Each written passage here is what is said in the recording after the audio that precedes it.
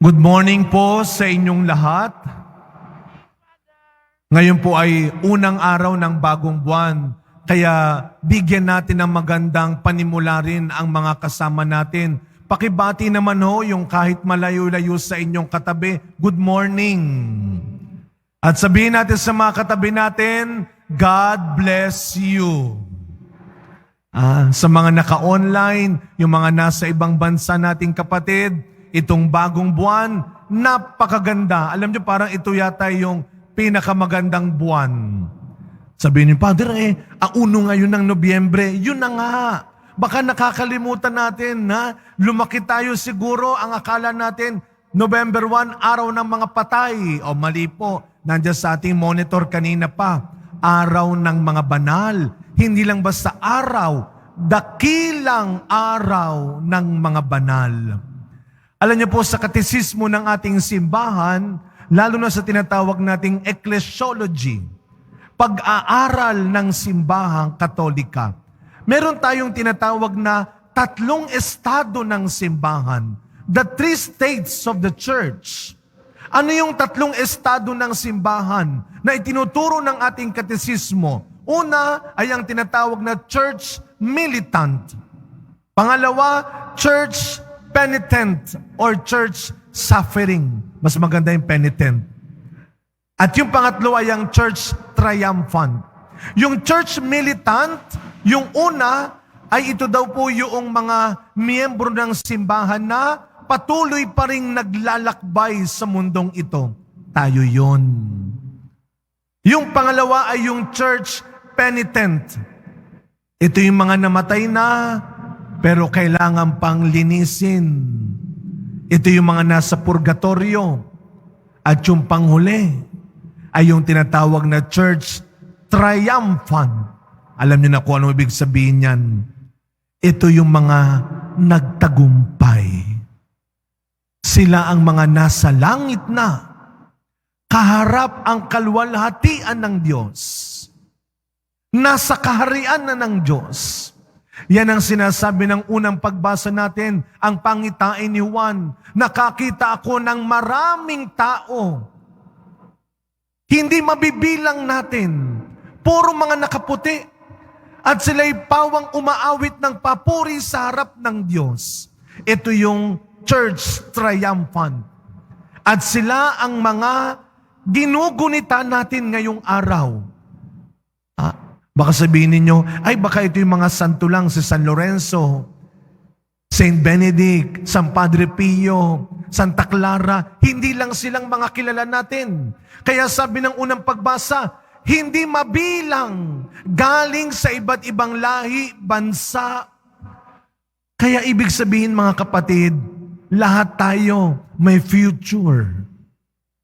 Lahat tayo may hinaharap.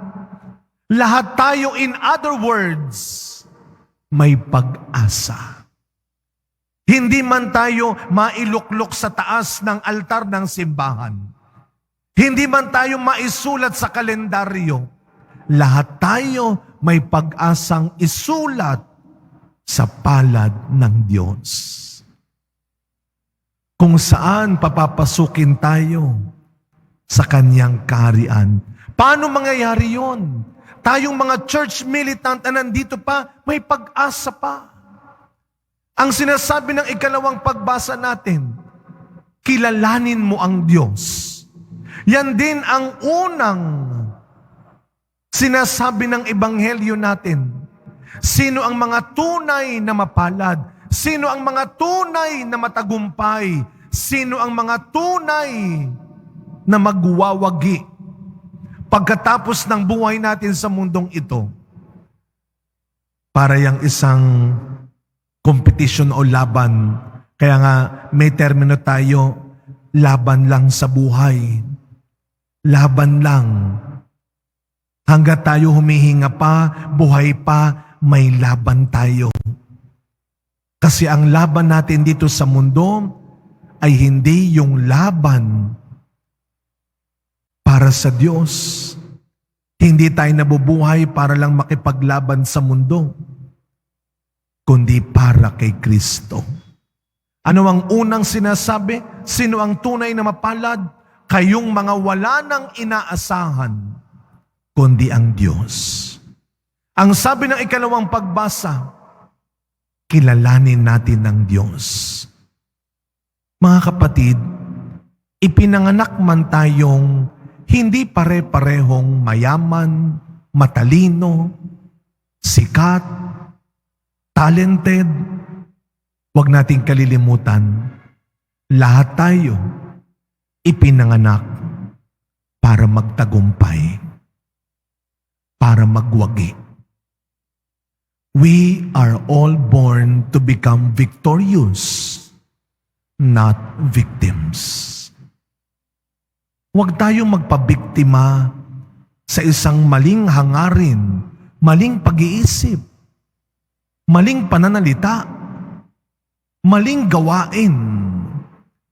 At tayo ay tinatawag magtagumpay, tayo ay tatawaging nagwagi, hindi lang ayon sa nakamit nating pera, posisyon, kapangyarihan, material na bagay, kasikatan. Tayo ay tinatawag magtagumpay sa pagkakamit natin ng langit na hinahanda ni Kristo para sa atin. Kaya ang tanong sa unang araw ng Nobyembre, ito'y wala lamang kinalaman nung Lunes. Pero ito araw-araw, tinatanong ng Panginoon, ano ang huling bagay na naipanalo mo? Nakipaglaban ka ba ng tama? Inilaban mo ba ang buhay na pinahiram ko sa iyo ng mabuti, ng tama, o winawalang mo lang, o sinasayang mo lang? Sa pagkapatuloy na misa natin, mga kapatid, ang mga santo at santa, ang mga banal, kung titignan ho ninyo, itong ating dalawang gilid ng simbahan sa altar, walang laman. Pero ang mga nakalagay dyan ay mga santo.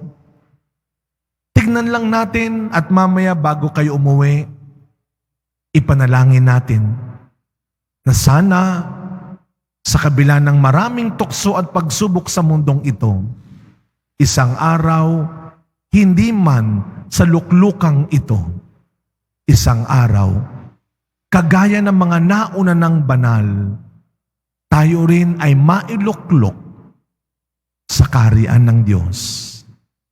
Nandito tayo sa mundo, pero hindi tayo para sa mundo.